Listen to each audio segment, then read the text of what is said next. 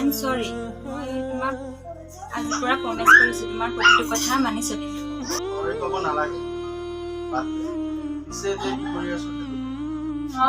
একো কৰা নাই এইকেইদিন মোবাইলটোকে চাই আছিলোঁ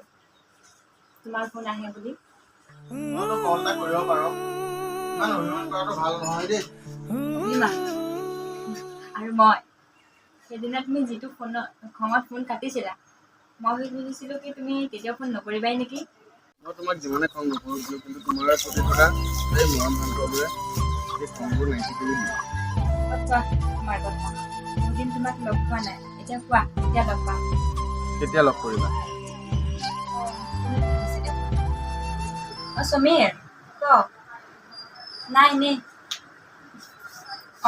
সি লাইনতে আছে